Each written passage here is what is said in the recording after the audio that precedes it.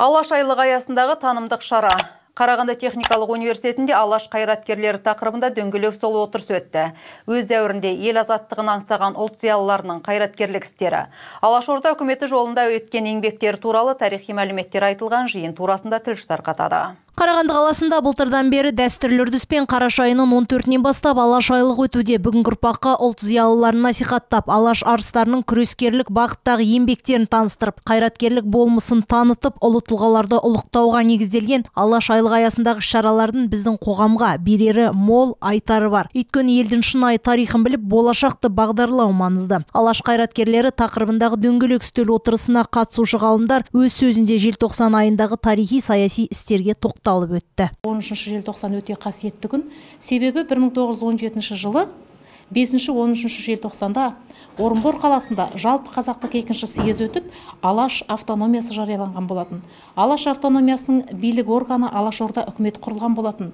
Бұл Алаш автономиясы басқаша айтқанда алғашқы қазақ мемлекеттілігі деуге болады.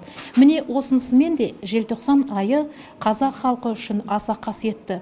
Біз тәуелсіздік туралы айтқанда міндетті түрде ол тәуелсіздік үшін күрескен, оған өзінің өмірін берген, барлық өмірін сарп еткен, өзінің еңбегімен артына өлшеусіз із қалдырған қазақтың зиялыларын, тұлғаларын айтамыз. Тәуелсіздік үшінгі күрес оңай болған жоқ, оның тамыры тереңде жатыр. Сонау ең алғаш орыс отаршылдығының қамытын кигеннен кейінгі сырымдатылы бастаған көтерілістен бергі ұлт зиялыларының ұлы істері тарих қойнауында айтылмай жатыр дейді Әбілқас Сағынов атындағы Қарағанды техникалық университетінің Қазақстан тарихы кафедрасының доценті. Алаш партиясы, Алашорда үкіметі Алаш зиялыларының батыл істері өткен ғасырдың зұлмат жылдары, қазақ елінің азаттығын аңсаған ұлт зиялыларының саяси іскерлігі, өткен ғасыр еншісіндегі шындық. Бүгінгі күні болашақ ұрпақ үшін айтылуы тиіс тарихи мағлұматтар.